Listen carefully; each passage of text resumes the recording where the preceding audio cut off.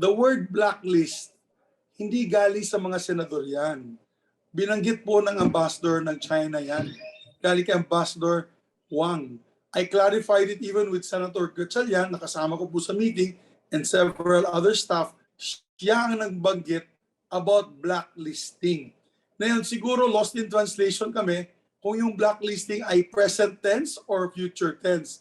O kung siguro ang appreciation ko noon was we were blacklisted, but baka ang gusto niyang ibig sabihin, ang gusto niyang sabihin sa atin na ang blacklist is for future tense na posibleng ma-blacklist tayo.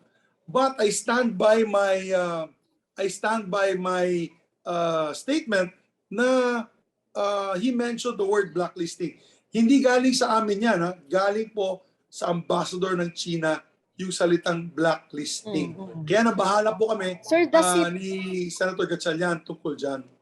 The fault lies with the ambassador. He mentioned blacklisting. Siguro, nagkamali yung ambassador. Pero we stand by our statement na binanggit po ng ambassador ang word blacklisting several times. Ito nga, kausap ko si Senator Sherwin Gatchalian kanina.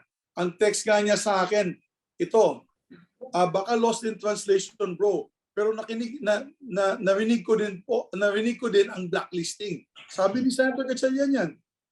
Pero clarified na, so okay na yun. Consistent naman tayo that we heard the word blacklisting.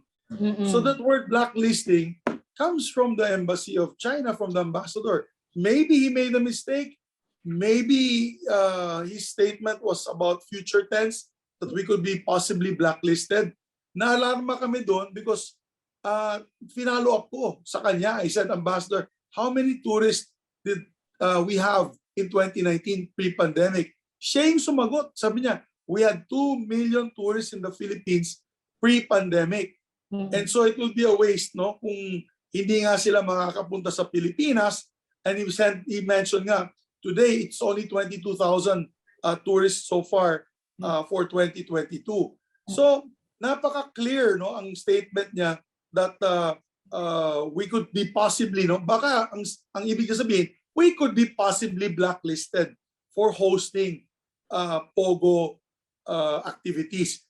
But he also mentioned in his discussion, sabi niya sa amin, mga senador, nakasama ko doon, na may mga bansa nga na dinidiscourage na po nila papuntahin ang kanilang mga kababayan na Chinese. Katulad ng Cambodia at Myanmar. Binanggit po niya yun. Hindi po kami nananaginip. Yan ay katotohanan. Marami po kaming witness at pinatranscribe ko sa protocol office yung mga binanggit niya. Nandyan din yung head of protocol, si Director Toboy. Nandyan din yung chief of staff ko. Nandyan yung head of legis ko, si Dave Torres. Nandyan yung 2 senador. Marami pong nakikinig. So, hindi ako nananaginip sa aking statement. Siguro nagkamali lang sila sa posisyon. But the word blacklisting came from the ambassador. And we'd like to stand by that statement that he mentioned blacklisting several times. Baka naman nagkamali lang siya sa pagsabi na hindi na yun ay hindi po tayo blacklisted na yun, pero posibleng sa susunod na taon, buwan o taon, baka ma-blacklist tayo dahil sa POGO. Yan yung mensahe niya. Siya talaga nagkamali, hindi kami, daming witness. Siya nagkamali. Maybe the misinformation came from, we were misinformed by the ambassador, possibly. Kaya may witnesses tatatlo kaming senador na doon. Hindi naman siguro ako gagawa ng kwento. You can also interview Senator Padilla. You can also interview Senator Gatchalian. The word blacklist did not come from the Senate or the senators. It came on the part of the ambassador and the embassy. It's regrettable that they had said that about our conversation, but it was quite clear that the message of the ambassador was a possible blacklisting of countries hosting POGO. I think the question should be asked, no? Dapat tanungin natin sila, posible bang mag-blacklist o ma-blacklist ang mga bansa na nag-host ng POGO at iba't ibang illegal activities na tinuturing nilang illegal activities sa China doon sa mga bansang iyon. Kasi ang sabi niya, they frown upon their citizens going to countries that do gambling, both online and physical gambling. So yan ang mensahe niya sa amin ni Senator Xilian. Kaya umaapela siya na sana mawala na po yung POGO sa ating bansa para tuloy na mawala din po yung POGO operations sa kanilang bansa in online POGO operations. Kaya it's regrettable that now they're saying it's misinformation. I think they should clarify by coming up with a statement. If they will blacklist countries that continue to do POGO, maybe we can get a categorical statement from them. Will they blacklist countries that will continue to do POGO? Because if the answer is yes, they will blacklist countries that will do POGO, then ako naman, ang sagot ko dyan, sayang ang ating posibleng income na mawawala dahil sa turismo, na mawawala po tayong turista galing China. Ang computation ko nga guys, ang computation ko po ay 2 million Chinese tourists noong 2019. Gumastos na po sila ng pinaka-minimum $1,000. It's about 60 pesos per dollar, round off na lang natin. Ang mawawala sa atin ay 120 billion pesos in tourist income on Chinese tourists alone. 120 billion ang pwedeng mawala sa atin. Kaya I find it regrettable that they turned around in the issuing of a statement of blacklisting on countries that host POGO. Dinig na dinig po namin, hindi po kami nanganaginip, hindi po kami nagsisinungaling.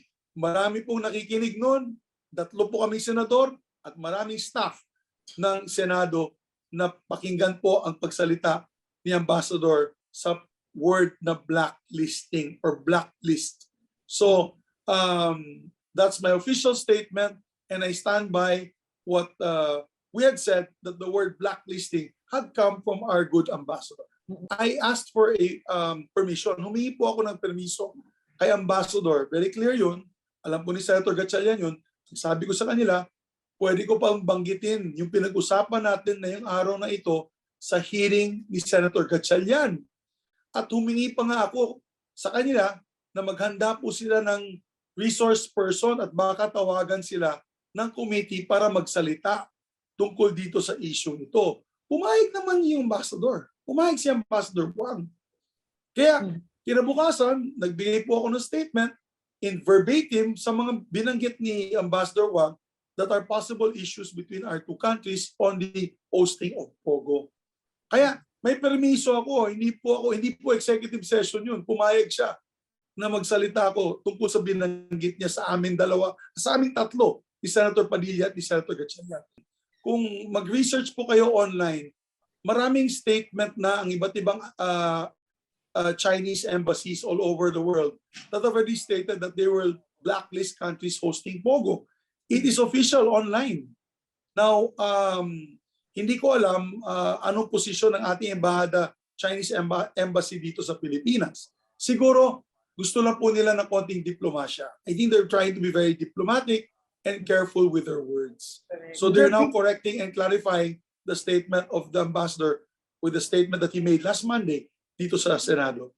Either we'll write the ambassador or I will message the ambassador to get a categorical statement about blacklisting of countries that host POGO activities. Kasi pag sinabi niya, yes, posibleng mag-blacklist ang bansa ninyo, posible that is the operative word, posibleng ma-blacklist yung bansa ninyo, ay medyo mabigat po yan dahil ayaw po natin mawala ng Chinese tourists dito sa ating bansa na gusto talagang makakita ng ating mga napakagandang tanawin dito sa Pilipinas.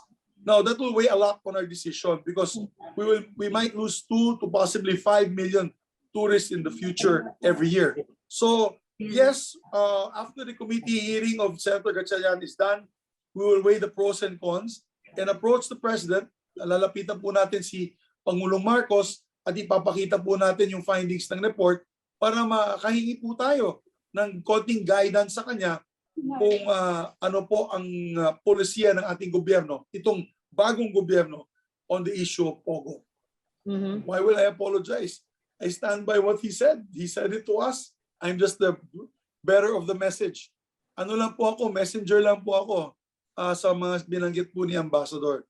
But he corrected it, he clarified it, so we accept this clarification but we put on record that he mentioned the word blacklist and blacklisting. Hindi ko lang alam kung sinabi niya yon on a present tense or future tense. Kung posible bang ma-blacklist o na-blacklist na tayo. Yan din ang siguro kakulangan namin. Baka sana po ay we clarified if we were already blacklisted. But the message was clear about blacklisting of countries that hosted POGO. That was the message of the ambassador. I was shocked by the turnaround. I was shocked by the statement of the embassy, and it's regrettable because we had several witnesses. The best way of saying is maybe mali po sa pagsabi ng misinformation. I think it should have just been a clarification. Kasi clarification would mean clarify what the ambassador had said. But misinformation, lumalabas na para akong marites na nagbibigay ng maling information or tinatawag na anong tawag dyan, yung fake news. Fake news. Wala po. Hindi naman fake news yun. Ang dami nakakakinig sa kanya. Buti sana kung kaming dalawa lang. Ang problema, ang dami niyang witness, dalawa pa ibang senador. Tatlo pa kaming senador na narinig pong nakikinig sa kwento niya.